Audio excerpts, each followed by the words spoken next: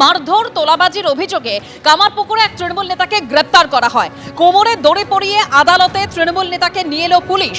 কামারপুকুরে জমি লুট তোলাবাজির অভিযোগে গ্রেপ্তার করা হয়েছে তৃণমূল নেতা কৌশিক মণ্ডলকে।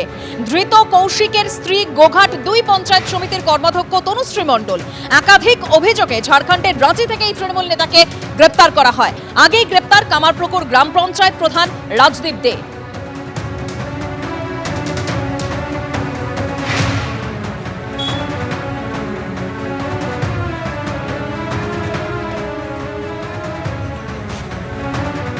এক তৃণমূল নেতার জমিতে গুপ্তধন, আরেক তৃণমূল নেতার ভাইয়ের জমি থেকে উদ্ধার গুলি, বন্দুক।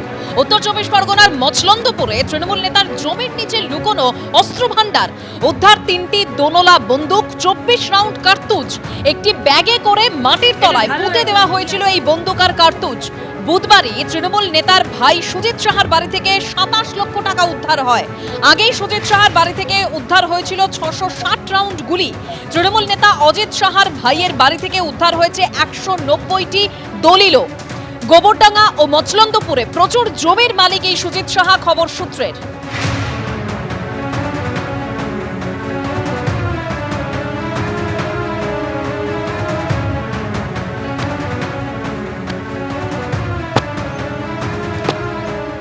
এবার মচলন্দপুর বাদুরিয়া তৃণমূল পুরপ্রধান দীপঙ্কর ভট্টাচার্য, তিনি মাটির নিচে 5 বস্তা ভর্তি টাকা, যার পরিমাণ 2,24,00,000 টাকা, এবং সেই পরিমাণ টাকা উদ্ধারের কয়েকদিন যেতে না যেতে তার থেকে বেশি দূর নয়, বা প্রায় 15 কিলোমিটার দূরেই এই মচলন্দপুরের শক্তিনগর এলাকা, যেখানে মচলন্দপুর 1 নম্বর গ্রাম পঞ্চায়েতের এর মধ্যে পড়ে, এবং উত্তর 24 পরগনা জেলা পরিষদের কর্মাধ্যক্ষ অজিত শাহ এবং সুজিত শাহ ইতিমধ্যেই গোবরডাঙ্গা থানার পুলিশের হাতে গ্রেপ্তার হয়েছে, এবং তাদের কাছ থেকে প্রায় 660 রাউন্ড গুলি উদ্ধার হয়।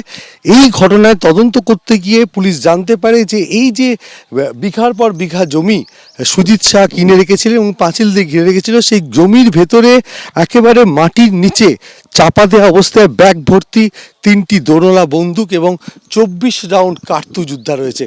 এবং সেই ঘটনাস্থলে আমরা এই মুহূর্তে এসে পৌঁছেছি। এই যে জায়গায়, সেখানে এই অস্ত্র উদ্ধার করা হয়েছে গতকাল, এবং এলাকার বাসিন্দারা তারা যেটা বলছেন যে তারা জানতে পারেন এবং পুলিশকে খবর দেন, সেই মতো গতকাল মাটি খুঁড়ে ব্যাগ ভর্তি 3টি দোনলা বন্দুক এবং 24 রাউন্ড কার্তুজ উদ্ধার করা হয়।